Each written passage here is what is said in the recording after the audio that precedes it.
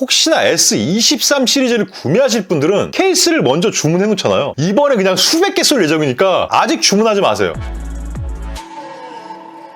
안녕하세요, 슈퍼로더입니다. 오늘은 예고해드렸던 대로 갤럭시 A54 관련돼서 이야기할 텐데요. 사실 제가 A 시리즈에 대해서는 언급을 잘 하지 않아요. 왜냐면 예전에 갤럭시 A32를 쓰레기라고 했다가 우리 어린 친구들한테 공격을 엄청 받았거든요. 뭐 그 이후로는 A 시리즈에 대해서 언급을 잘 하지 않으려고 하는데 그나마 제가 언급한 A 시리즈가 유일하게 A5 시리즈예요. 그러니까 저는 여전히 A123 시리즈는 그냥 구매하지 마셔라 이런 입장이에요. 자, 서두는 여기까지 하고 그럼 갤럭시 A54 시리즈는 언제 출시되고 성능은 어느 정도 급이고 디자인은 어떻고 색상은 어떤 게 메인으로 출시될지 그거에 대해서 이야기할 테니까 오늘도 진짜 오랜만에 부탁드리는 구독하고 좋아요 꼭 눌러주실 거죠. 뭐 지금도 물론 그렇지만 사실 A 시리즈가 처음 출시됐을 때는 한국을 겨냥해서 만든 핸드폰이 아니에요. 갤럭시의 스마트폰이 지금은 이제 미국이 중심이긴 하지만 예전에 유럽이 중심일 때가 있었거든요. 그때 이 유럽 시장에 저가 핸드폰 시장을 공략하기 위해서 만든 게 바로 A 시리즈예요. 그래서 제가 그때 유럽향 개발 시료를 가지고 막 듀얼심 이용하고 뭐 이랬던 기억이 좀 있어요. 근데 이게 어느 순간 한국에도 출시하기 시작했죠. 왜냐면 한국에 너무 프리미엄 스마트폰 정책으로 가다 보니 한국에도 그냥 중저가 스마트폰을 출시하자. 이래서 이제 한국에도 A 시리즈를 출시하기 시작했는데 맥시멈으로 많이 나올 때는 이제 8 시리즈, 9 시리즈 이렇게까지 나왔었어요. 뭐 근데 요즘에는 이제 뭐 8 시리즈, 9 시리즈는 이제 통신사 전용으로만 나오기만 하고 실제로 자급제로는 5 시리즈 정도까지만 나오는 걸로 알고 있어요. 자, 그럼 이제 본론으로 들어가서 A54는 과연 언제 출시할까요? 뭐 좀 더 당겨지고 뭐 미뤄지고 이런 건 아직까진 변동사항은 없고 일단 프로세스상 지금 SRA가 4월달로 잡혀있어요. AP 같은 경우는 사실 A 시리즈는 뭐 엄청나게 기대하기는 조금 어려워요. 아무래도 가격대를 낮춰야 되다 보니까 고성능의 AP를 넣는 건 사실적으로 불가능하고요. 그러다 보니까 엑시노스 이제 10 시리즈를 넣는데 이번에는 엑시노스 1380이 들어간다고 해요. 그러니까 스냅드래곤으로 따지면 778보다 조금 좋고 780보다는 조금 안 좋은 이런 AP들은 중국의 중가 스마트폰에 들어갔었어요. 그러니까 이걸로 고성능의 게임을 하시거나 엄청나게 스펙을 요하는 무언가를 하실 거 아니잖아요. 그러니까 딱 그 선에 맞춰져 있는 AP가 들어간다고 이렇게 보시면 돼요. 카메라는 작년에 출시된 A53 같은 경우는 접사 카메라 포함해서 후면에 총 4개의 카메라가 탑재가 됐었는데요. 올해는 S23의 디자인과 거의 비슷하게 접사를 제외하고 후면에 총 3개의 카메라가 탑재돼요. 뭐 물론 이 중에 망원 카메라는 없어요. 그러니까 카메라 디자인은 그렇게 바뀌었고 나머지 디자인은 전작과 거의 비슷하다고 보시면 돼요. 제가 알기로는 대표 컬러는 핑크 컬러로 알고 있거든요. 이게 약간 연핑크? 이런 느낌이니까 아마 S23에 들어간 핑크하고 거의 비슷하게 나오지 않을까 생각해요.